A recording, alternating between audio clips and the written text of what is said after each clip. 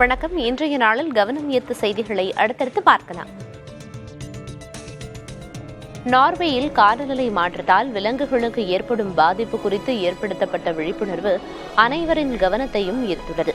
மத்திய ஆப்பிரிக்க நாடான காங்கோவிலிருந்து ஐரோப்பிய நாடான நார்வே வரையிலான 20,000 கிலோமீட்டர் தூரத்திற்கு மரத்தால் செய்யப்பட்ட பிரம்மாண்ட விலங்கு பொம்மைகள் எடுத்துச் செல்லப்பட்டுள்ளன.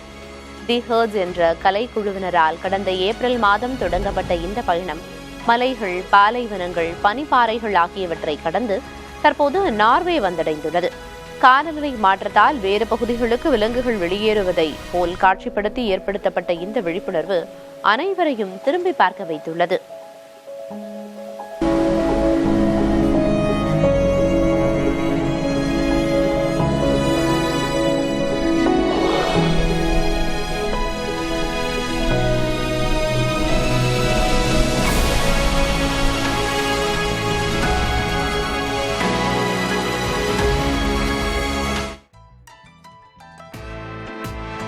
கனடாவின் வான்கூவர் நகரில் தன் உணவை சாப்பிட்ட கரடியை துரத்தி விரட்டியிருக்கிறது ஒரு பொமரேனியன் குட்டிநாய்.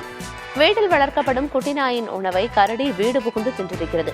கரடியின் கால் சைஸ் கூட இல்லாத அந்த பொமரேனியன் நாய் துணிச்சலாக அந்த கரடியை வீட்டை விட்டு விரட்டிய காட்சிகள் சமூக வலைதளங்களில் பரவி வருகின்றன. சோறு முக்கியம் என்பதை அந்த குட்டி நாயும் உணர்ந்திருக்கிறது போலும்.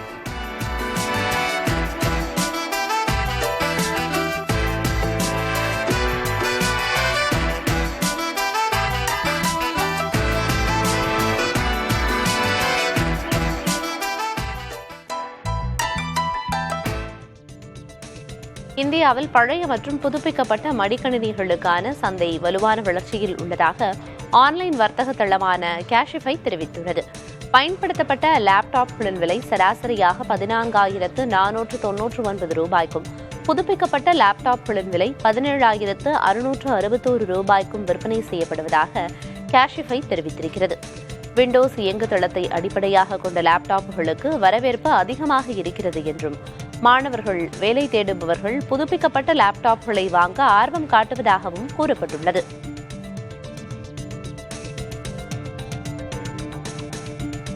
ஐநூறுக்கும் மேற்பட்ட மாலுமிகளுடன் 2 போர்க்கப்பல்களான JS இசே மற்றும் JS சுசுனாமி ஆகியவை வெலிங்டன் துறைமுகத்திற்கு வந்துள்ளன. இந்த வருகை பதற்றம் நிறைந்த இந்தோ பசிபிக் பிராந்தியத்தில் அமெரிக்கா மட்டுமின்றி பிற நாடுகளுடனும் ஜப்பான் தனது ராணுவ ஒத்துழைப்பை வலுப்படுத்த விரும்புவதை உணர்த்துகிறது. பசிபிக் பிராந்தியத்தில் சீனா மற்றும் மேற்கத்திய நாடுகளுக்கிடையே அதிகரித்து வரும் போட்டிக்கு மத்தியில் ஜப்பானின் இந்த முயற்சி முக்கியத்துவம் பெறுகிறது. கடைசியாக 1936ஆம் ஆண்டு ஒரு ஜப்பானிய கப்பல் வெலிங்டனுக்கு வந்திருந்தது குறிப்பிடத்தக்கது. சவுதியில் போதைப்பொருள் கடத்தல் உள்ளிட்ட குற்றங்களுக்கான மரண தண்டனை நிறைவேற்றம் உச்சம் தொட்டுள்ளது. நடப்பாண்டில் ஜூன் மாதம் வரையில் சவுதியில் 180 பேர் தூக்கிலிடப்பட்டுள்ளனர். இதில் போதைப்பொருள் வழக்கில் மட்டும் 118 பேர் தூக்கிலிடப்பட்டுள்ளனர். இவர்களில் 75% பேர் வெளிநாட்டினர். சர்வதேச மனித உரிமைகள் சட்டங்களின்படி போதைப்பொருள் தொடர்பான குற்றங்களுக்கு மரண தண்டனை விதிக்கக்கூடாது. ஆனால் சவுதி அரேபியாவில் ஷரியா சட்டத்தின்படி நீதிபதிகள் தங்கள் விருப்பப்படி மரண தண்டனை வழங்க அதிகாரம் கொண்டுள்ளனர். ஆம்னஸ்டி இன்டர்நேஷனல் அறிக்கையின்படி கடந்த 2014 முதல் 2025 ஜூன் வரை 1816 பேர் தூக்கிலிடப்பட்டுள்ளனர். இவர்களில் 1/3 பங்கிற்கும் அதிகமானவர்கள் போதைப்பொருள் குற்றங்களுக்காக தண்டிக்கப்பட்டவர்கள். குறைவான வருமானம் உள்ள வெளிநாட்டினர் போதுமான சட்ட உதவி கிடைக்கப்பெறாமல் இத்தகைய தண்டனைகளுக்கு எளிதில் இலக்காகின்றனர் என அந்த அறிக்கையில் தெரிவிக்கப்பட்டுள்ளது. ஓபன் ஏஐ நிறுவனத்தின் தலைமை செயலதிகாரி சாம் ஆல்ட்மேன் புதிதாக அறிமுகப்படுத்தப்பட்ட GPT-5 செயற்கை நுண்ணறிவு மாடலின் வெளியீட்டு விழாவில் இந்தியா தற்போது ஓபன் ஏஐயின் 2வது பெரிய சந்தையாக இருப்பதாக தெரிவித்தார். கடந்த ஓராண்டில் இந்தியாவில் ஓபன் ஏஐ பயன்பாடு 3 மடங்கு உயர்ந்துள்ளது என்றும் அவர் கூறினார். GPT-5 மாடல் மேம்பட்ட கணினி திறன், விரைவான பதில் வேகம் மற்றும் பல மொழிகளில் சிறப்பான செயல்திறனுடன் அறிமுகப்படுத்தப்பட்டுள்ளது. குறிப்பாக இந்திய மொழிகள் உட்பட 12க்கும் மேற்பட்ட மொழிகளுக்கான ஆதரவு வழங்கப்பட்டுள்ளது. சாம் ஆல்ட்மேன் இந்தியாவுக்கு உலக ஏஐ சந்தையில் முதலிடம் பெறும் திறன் இருப்பதாகவும், எதிர்காலத்தில் இந்தியா செயற்கை நுண்ணறிவு பயன்பாட்டில் முக்கிய பங்கு வகிக்கும் என்றும் வலியுறுத்தினார். இந்தியாவில் முன்னணி நிறுவனங்களின் புதிய மாடல் மொபைல் போன்கள் இந்த மாதத்தில் அறிமுகப்படுத்தப்பட உள்ளன. ஓப்போ நிறுவனத்தில் K13 turbo, K13 turbo bro மாடல்கள் ஆகஸ்ட் 11ஆம் தேதி அறிமுகப்படுத்தப்பட உள்ளன. இவற்றின் விலை 40,000 ரூபாய்க்கும் குறைவாக இருக்கும் என கூறப்படுகிறது. ரெட்மி 15 5G சீரியஸ் இந்த மாதம் ஆகஸ்ட் 19ஆம் தேதி அறிமுகமாகிறது. இதன் விலை 15,000 முதல் 20,000 ரூபாய்க்குள் இருக்கும் என தெரிகிறது. விவோ V60 ஆகஸ்ட் 12ஆம் தேதி அறிமுகப்படுத்தப்பட உள்ள நிலையில் ரியல்மி P4 Pro 5G மொபைல்கள் 24,999 ரூபாய் முதல் 30,990 ரூபாய் வரையில் அறிமுகமாக உள்ளது. கூகுள் பிக்சல் 10 சீரிஸ் ஆகஸ்ட் 20ஆம் தேதி அறிமுகப்படுத்தப்பட உள்ள நிலையில் 79,999 ரூபாய் முதல் இருக்கும் என தெரிவிக்கப்பட்டுள்ளது. கழிப்பறையில் செல்போன் பயன்படுத்தினால் மூலநோய் வருவதற்கான வாய்ப்புகள் அதிகம் என மருத்துவர்கள் எச்சரிக்கின்றனர். கழிப்பறையில் நீண்ட நேரம் அமர்ந்து செல்போன் பயன்படுத்துவதால் ஆசனவாய் பகுதியில் அதிக அழுத்தம் ஏற்பட்டு இரத்த நாளங்கள் வீங்கி மூலநோய் ஏற்படக்கூடும் என தெரிவிக்கப்பட்டுள்ளது. மேலும் இது மலச்சிக்கல் மற்றும் பிற செரிமான பிரச்சினைகளுக்கும் வழிவகுக்கும் என தெரிவித்துள்ளனர். ஆரோக்கியத்தை பாதுகாக்க கழிப்பறைக்கு செல்லும் போது செல்போனை எடுத்துச் செல்வதை தவிர்க்க வேண்டும் என்று மருத்துவர்கள் அறிவுறுத்துகின்றனர். அமெரிக்காவில் உள்ள கலிபோர்னியா பல்கலைக்கழக நூலகத்தில் 1.7 கோடி ரூபாய் மதிப்புள்ள அரிய சீன கையெழுத்து பிரதிகளை திருடியதாக 38 வயதான ஜெஃப்ரி இங் என்ற நபர் மீது குற்றஞ்சாட்டப்பட்டுள்ளது. அமெரிக்க நீதித்துறை தகவலின்படி இங் பல்வேறு புனைப்பெயர்களை பயன்படுத்தி 600 ஆண்டுகள் பழமையான அரிய நூல்களை எடுத்துச் சென்றுள்ளார். அந்த நூல்களுக்கு பதிலாக போலியான பிரதிகளை நூலகத்தில் வைத்துள்ளார். அதன் பிறகு அவர் சீனாவிற்கு பயணம் செய்ததாக குற்றப்பத்திரிகையில் கூறப்பட்டுள்ளது. அதிகாரிகள் இங்கின் தங்கும் விடுதியில் நடத்திய சோதனையில் போலியான நூல்களை தயாரிப்பதற்கான உபகரணங்களை கண்டுபிடித்துள்ளனர். இந்த குற்றம் நிரூபிக்கப்பட்டால் இங்கிற்கு 10 ஆண்டுகள் வரை சிறை தண்டனை விதிக்கப்படலாம்.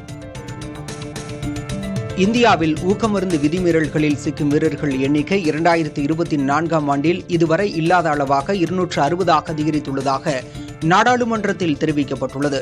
தடகளத்தில் 76 வீரர்களும், பளுதூக்குதலில் 43 பேரும், மல்யுத்தத்தில் 29 வீரர்களும், குத்துச்சண்டையில் 17 வீரர்களும் சிக்கியுள்ளனர். இது கவலையளிப்பதாக சர்வதேச ஒலிம்பிக் சங்கம் மற்றும் உலக ஊக்கமருந்து எதிர்ப்பு முகமை தெரிவித்துள்ளது. இது தொடர்ந்தால் 2036இல் ஒலிம்பிக் போட்டிகளை நடத்தும் இந்தியாவின் முயற்சிக்கு பெரும் பாதிப்பு ஏற்படும் என கூறப்படுகிறது. கோவாவில் சுற்றுலாத்துறையை மேம்படுத்தும் விதமாக புதிய திட்டம் தொடங்கப்பட்டுள்ளது. Homestay and bed and breakfast என்ற இந்த திட்டத்தை முதல்வர் பிரமோத் சாவந்த் தொடங்கி வைத்தார். இத்திட்டத்தின் கீழ் கிராமப்புறங்களில் தங்கும் விடுதிகளை நடத்தும் உள்ளூர்வாசிகளுக்கு, குறிப்பாக பெண்களுக்கு நிதியுதவி மற்றும் பல்வேறு சலுகைகள் வழங்கப்படும் என அவர் தெரிவித்தார். இதன் மூலம் கோவாவின் கடலோர பகுதிகளை தாண்டி கிராமப்புற சுற்றுலா மற்றும் உள்ளூர் கலாச்சாரத்தை மேம்படுத்த முடியும் என அம்மாநில அரசு நம்புகிறது. செக் குடியரசில் உள்ள ஒரு மிருக காட்சி சாலையில் அழிந்து வரும் பார்பரி இன சிங்கத்திற்கு 4 குட்டிகள் பிறந்துள்ளன. பார்பரி சிங்கங்கள் ஒரு காலத்தில் வட ஆப்பிரிக்காவின் அட்லஸ் மலைகளில் வாழ்ந்தவை. ஆனால் வேட்டையாடுதல் மற்றும் வாழ்விடம் அழிப்பு காரணமாக இவை 1960களில் காடுகளிலிருந்து முற்றிலுமாக மறைந்துவிட்டன. இப்போது உலக அளவில் 200க்கும் குறைவான பார்பரி சிங்கங்கள் மட்டுமே உயிருடன் உள்ளன. இந்நிலையில் புதிதாக 4 பார்பரி சிங்கக்குட்டிகள் பிறந்திருப்பது இந்த இன சிங்கங்களின் மீட்சிக்கு உதவும் என்று கூறப்படுகிறது. பிறந்த குட்டிகளை சர்வதேச பாதுகாப்பு திட்டத்தின் கீழ் மற்ற பூங்காக்களுக்கு அனுப்ப திட்டமிடப்பட்டுள்ளது. மேலும் மொராக்கோ நாட்டோடு இணைந்து இச்சிங்கங்களை மீண்டும் அவற்றின் இயற்கையான வாழ்விடத்தில் விடுவதற்கான சாத்தியக்கூறுகள் குறித்தும் பேச்சுவார்த்தைகள் நடந்து வருகின்றன.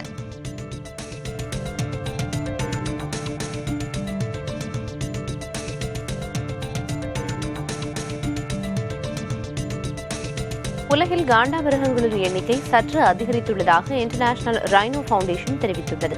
கருப்பு காண்டாமிருகங்களின் எண்ணிக்கை 6,788ஆக உயர்ந்துள்ளதாக கூறப்பட்டுள்ளது. ஒரு கொம்பு உள்ள காண்டாமிருகங்களின் எண்ணிக்கை இந்தியா மற்றும் நேபாளில் 4,075ஆக அதிகரித்துள்ளது. அதே நேரம் ஜாவன் காண்டாமிருகங்களின் எண்ணிக்கை வெறும் 50ஆக குறைந்திருப்பதாக தெரிவிக்கப்பட்டுள்ளது. வேட்டையாடுதல் பெரிய அச்சுறுத்தலாக உள்ளது என்றும் காண்டாமிருகங்களின் கொம்புகளை கடத்தும் மையமாக கத்தார் உருவெடுத்து வருவதாகவும் தெரிவிக்கப்பட்டுள்ளது. அமெரிக்காவிடமிருந்து புதிய ஆயுதங்கள் மற்றும் போர் விமானங்களை வாங்கும் திட்டத்தை இந்தியா நிறுத்தி வைத்திருப்பதாக தகவல் வெளியாகியுள்ளது.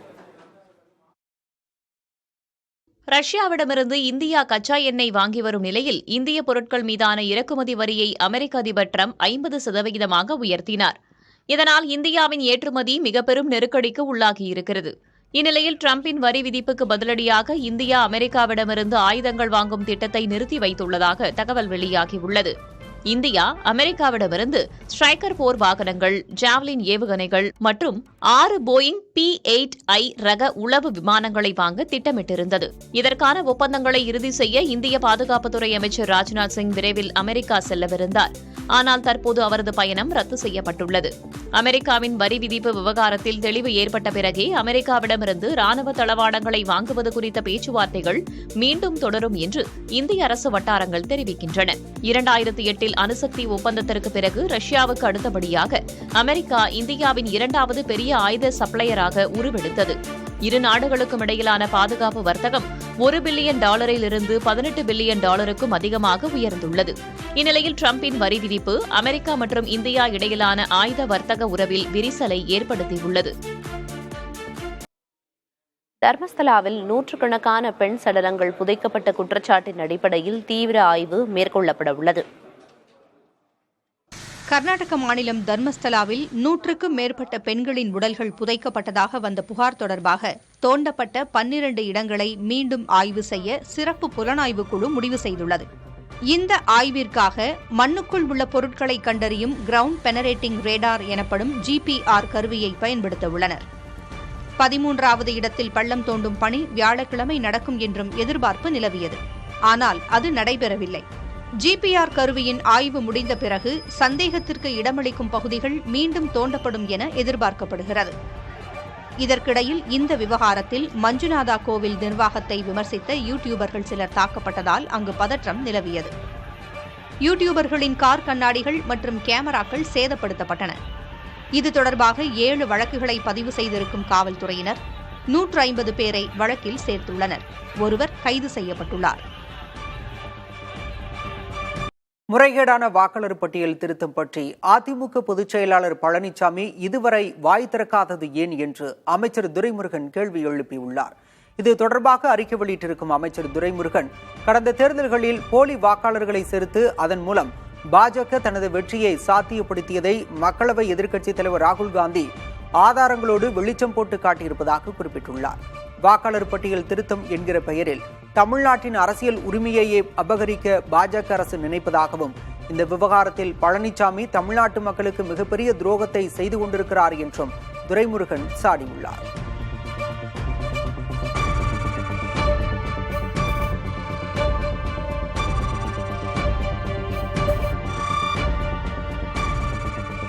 தமிழகத்தில் IAS அதிகாரிகள் ஒரு இணை அரசாங்கத்தை நடத்தி வருவதாக உயர்நீதிமன்றம் கூறியதற்கு அரசு தரப்பிலிருந்து விளக்கம் அளிக்கப்பட்டுள்ளது. எழுத்தாளர்களுக்கான கனவு இல்லம் திட்டத்தின் கீழ் வீட்டு ஒதுக்கீட்டை ரத்து செய்ததற்கு எதிராக கவிஞர் வைரமுத்து சென்னை உயர்நீதிமன்றத்தில் வழக்கு தொடர்ந்தார்.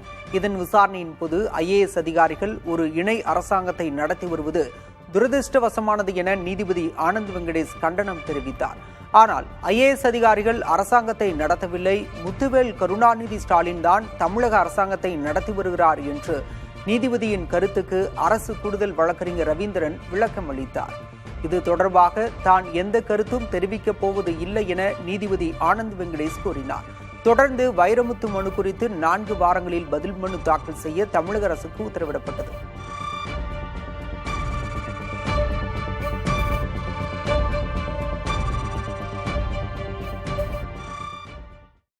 மக்கள் பிரச்சினைக்கு குரல் கொடுக்காத கம்யூனிஸ்ட் கட்சிகள் தேர்தலுக்கு பிறகு காணாமல் போகும் என பழனிசாமி கூறியிருந்த நிலையில் ஒவ்வொரு நாளும் மாற்று கருத்துக்களை பேசி வரும் பழனிசாமி கம்யூனிஸ்ட் கட்சிகளை பற்றி கவலை கொள்ள வேண்டாம் என சண்முகம் தெரிவித்துள்ளார். இருவர் பேசியதை வினை எதிர்வினை பகுதியில் பார்க்கலாம்.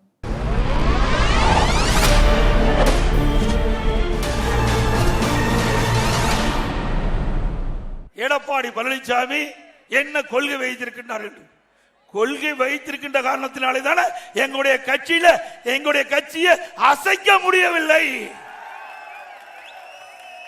உங்களுக்கு கொள்கை இல்லாத காரணத்தினால தானே தேஞ்சிக்கிட்டு போயிருக்கிறீங்க, மக்களுடைய செல்வாக்கை இழந்துகிட்டு போயிருக்கிறீங்க. அருள் கூர்ந்து திமுக செய்கின்ற தவறுகளுக்கு நீங்கள் பலிகடாகாதீங்க. அவள் செய்கின்ற தவறை நீங்கள் சுமக்காதீர்கள். மக்கள் மத்தியிலே நீங்கள் செல்வாக்கு இழந்து விடுவீர்கள். தேர்தல் நேரத்திலே உங்களுடைய கட்சி அடையாளம் தெரியாமல் போய்விடும் என்பதை எச்சரிக்கின்றேன். அதிமுக காணா போதா, கம்யூனிஸ்ட் கட்சி காணா போதான்றத தேர்தல் முடிவு வெளிப்படுத்தும். அவர் முதல் நாள் ஒன்று பேசுகிறாரு, மறுநாள் ஒன்று பேசுகிறாரு, அதுக்கு அடுத்த நாள் ஒன்று பேசுகிறாரு. ஒன்றுக்கொன்று முரண்பாடாக பேசுவதையே வழக்கமாக திரு எடப்பாடி அவர்கள் வைத்திருக்கிறார்கள். முதல்ல அவர் ஒரு நிலைப்பாட்டுக்கு வரட்டும். முதல்ல பிஜேபி அதிமுக கூட்டணியே அந்த வேலையை அவர் ஒழுங்காக கவனிக்கிட்டோம். எங்களை பற்றி நாங்கள் அவர் கவலைப்பட, அதாவது ஆடு நனையுதுன்னு ஓனாய் அழுதுதான், அந்த மாதிரி ஒரு பழமொழி சொல்லுவாங்க. அந்த மாதிரி தான் இருக்கு எடப்பாடி சொல்றது.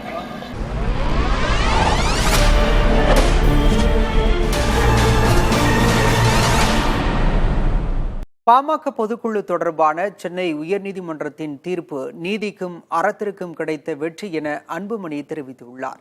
சென்னை உயர்நீதிமன்ற தீர்ப்பு தொடர்பாக அன்புமணி வெளியிட்டிருக்கும் அறிக்கையில் ஏற்கனவே அறிவிக்கப்பட்டபடி தனது தலைமையில் சனிக்கிழமையன்று மாமல்லபுரத்தில் பொதுக்குழு கூட்டம் நடைபெறும் என தெரிவித்துள்ளார். பாட்டாளி மக்கள் கட்சியின் வளர்ச்சிப் பணிகள் குறித்து பொதுக்குழு கூட்டத்தில் விவாதித்து முடிவெடுக்கப்படும் என்றும், அனைவரையும் சந்திப்பதற்காகவும் ஜனநாயக முறையில் விவாதிப்பதற்காகவும் காத்திருக்கிறேன் என்றும் குறிப்பிட்டுள்ளார்.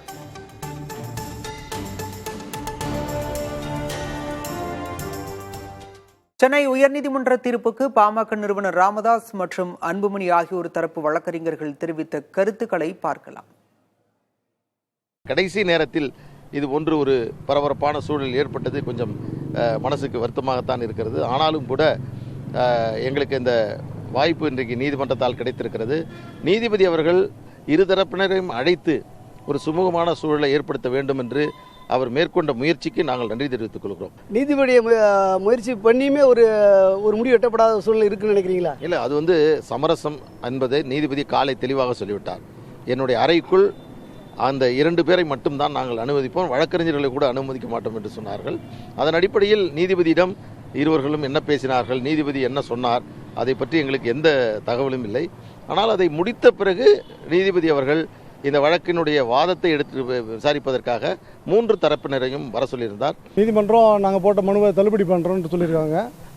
அது இன்னும் ஆர்டர் காப்பி நாங்கள் பார்க்கல. ஆர்டர் காப்பி அப்லோட் பண்ணதுக்கப்புறம் நாங்கள் அதை முழுமையாக தெரிஞ்சுக்க முடியும்.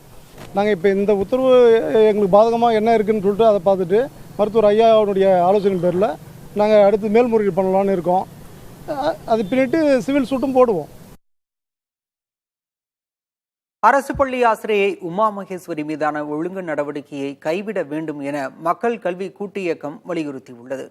சென்னை சேப்பாக்கம் பத்திரிகையாளர் மன்றத்தில் மக்கள் கல்வி கூட்டு இயக்கத்தினர் செய்தியாளர்களை சந்தித்தனர். அரசு பள்ளி ஆசிரியை உமா மகேஸ்வரி மாணவர்கள் நலன் மற்றும் கல்வி சார்ந்து சிந்திக்கக்கூடியவர் என்றும், கடந்த ஆண்டு காலை உணவு திட்டத்தை செயல்படுத்திய போது அதனை அரசு உதவி பெறும் பள்ளிக்கும் கொண்டு செல்ல வேண்டும் என இணையத்தில் அவர் கருத்து பதிவிட்டதால் சஸ்பெண்ட் நடவடிக்கை எடுக்கப்பட்டதாகவும் தெரிவித்தனர். அமைச்சர் அன்பில் மகேஷிடம் வலியுறுத்திய பின்பே அந்த நடவடிக்கை திரும்பப் பெறப்பட்டதாக கூறிய மக்கள் கல்வி கூட்டு இயக்கத்தினர் தற்போது மீண்டும் உமா மகேஸ்வரி மீது ஒழுங்கு நடவடிக்கை எடுக்கப்பட்டிருப்பதாக குறிப்பிட்டனர். இந்த அரசு ஊழியர்களுக்கு பேச்சுரிமை, எழுத்துரிமை உண்டா இல்லையா? அவர்கள் யாரும், அவர்கள் அனைவரும் இப்படி எந்த விதமான விமர்சனங்களும் இல்லாமல் அவர்களுடைய பணியை மட்டும் அவர்கள் செய்து கொண்டிருக்க வேண்டுமா? அப்போ சுயமாக அந்த ஆசிரியருக்கு இப்படியான சிந்தனை மரபு வேணுமா வேண்டாமா? ரஷ்ய அதிபர் புதினுடன் யுக்ரைன் போர், இரு நாடுகளுக்கு இடையான உறவுகள் உள்ளிட்ட விவகாரங்கள் குறித்து பிரதமர் நரேந்திர மோடி தொலைபேசியில் உரையாடினார். இருவரும் தொலைபேசி உரையாடல் தொடர்பாக மத்திய அரசு வெளியிட்ட அறிக்கையில் யுக்ரைனுடனான போரின் தற்போதைய நிலவரம் குறித்து மோடியிடம் புதின் விளக்கம் அளித்தார். யுக்ரைன் குறித்து விரிவான தகவல்களை பகிர்ந்து கொண்டதற்காக புதினுக்கு மோடி நன்றி தெரிவித்துக் கொண்டார். ரஷ்யா யுக்ரைன் இடையான சிக்கலுக்கு அமைதியான முறையில் தீர்வு எட்டப்பட வேண்டும் என்ற நிலைப்பாட்டை இந்தியா தொடர்ச்சியாக வலியுறுத்தி வருவதையும் மோடி சுட்டிக்காட்டினார். பரஸ்பரம் இரு நாடுகளுக்கு இடையான ஒத்துழைப்பு குறித்தும் இருவரும் ஆலோசனை மேற்கொண்டனர். மேலும் இந்தியாவில் இந்த ஆண்டு நடைபெறவுள்ள 23வது ஆண்டு இருதரப்பு உச்சி மாநாட்டில் பங்கேற்க இந்தியா வருமாறு புதினுக்கு மோடி அழைப்பு விடுத்தார் என தெரிவிக்கப்பட்டுள்ளது.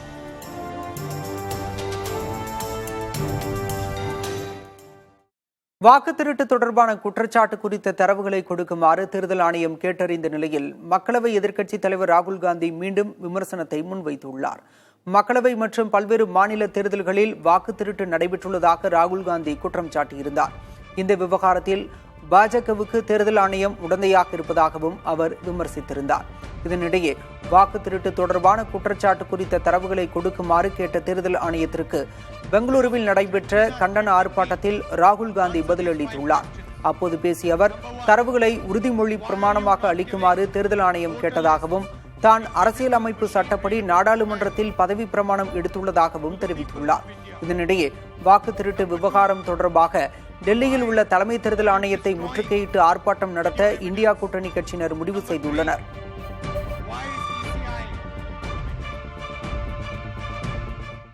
ராகுல் காந்தி பழைய நாடகத்தை மீண்டும் அரங்கேற்றுவதாக தேர்தல் ஆணையம் பதிலடி கொடுத்துள்ளது. ராகுல் காந்தியின் வாக்கு திருட்டு தொடர்பான விமர்சனத்திற்கு தேர்தல் ஆணையம் விளக்கம் அளித்துள்ளது. அதில் 2018 கமல்நாத் இதே குற்றச்சாட்டை கூறி திசை திருப்ப முயற்சித்ததாகவும், தற்போது மீண்டும் அதே மாதிரியான குற்றச்சாட்டை ராகுல் காந்தி கூறுவதாகவும் தேர்தல் ஆணையம் குறிப்பிட்டுள்ளது. தனது குற்றச்சாட்டுகள் மீது ராகுல் காந்திக்கு நம்பிக்கை இருந்தால் எழுத்துப்பூர்வமாக உறுதியளிக்க வேண்டும் எனவும், இல்லையெனில் தேசத்தின் முன்பு ராகுல் காந்தி மன்னிப்பு கேட்க வேண்டும் எனவும் தேர்தல் ஆணையம் காட்டமாக கூறியுள்ளது.